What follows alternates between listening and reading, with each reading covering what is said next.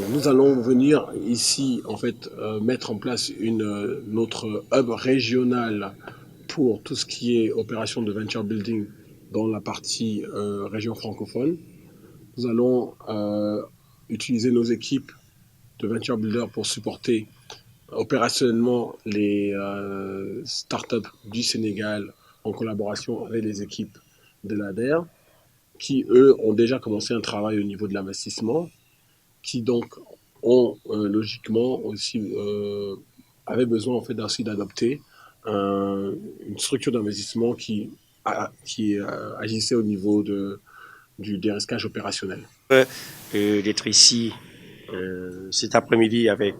nos partenaires allemands GreenTech Capital qui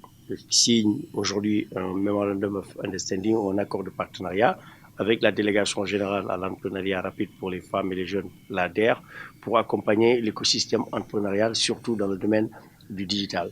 Ce partenariat, comme l'a dit M. Young ici, que je remercie au passage, permettra de continuer le travail que la délégation générale à l'entrepreneuriat rapide pour les femmes et les jeunes a fait il y a l'année dernière sur un financement de plus de 2 millions de dollars, environ 1,1 milliard de francs CFA, au profit de l'écosystème des startups dans tous les secteurs, de l'agriculture à la santé, en passant par la fintech et tout ce qui est gestion des déchets. Et ce partenariat permettra aux jeunes Sénégalais et de la sous-région, parce que c'est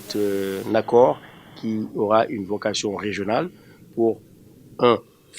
accompagner à financer les startups et les PME dans le numérique. Deux, les accompagner pour tout ce qui est renforcement des capacités, mais aussi trois, les aider à mettre en place une infrastructure commune, communément appelée backbone, qui leur permettront chacun de faire le travail qu'ils font en termes de développement, en termes d'acquisition de nouvelles technologies. Et avec nos partenaires allemands GreenTech, et nous espérons que ce partenariat ira au-delà du Sénégal, permettra aujourd'hui de mettre le Sénégal, comme on l'a fait ce matin, avec la pose de la première pierre du centre d'innovation et d'entrepreneuriat qui aura lieu à Dakar dans les 18 prochains mois à venir, que GreenTech, qui sera présent dans ces locaux avec d'autres grands groupes, nous permettront vraiment d'aider et d'accompagner les startups sénégalaises. Nous sommes aussi en discussion avec des grandes universités comme Stanford, MIT, Draper, pour qu'ils puissent pouvoir avoir une représentation ici pour accompagner ce travail que nous faisons avec GreenTech. On va mettre en place un écosystème, comme il a dit tout à l'heure, Venture Building, une équipe dédiée pour accompagner les startups, du financement. Le chef de l'État a déjà mis sur la table une enveloppe de 15 milliards de francs CFA, 5 millions de dollars par an, c'est-à-dire 3 milliards par an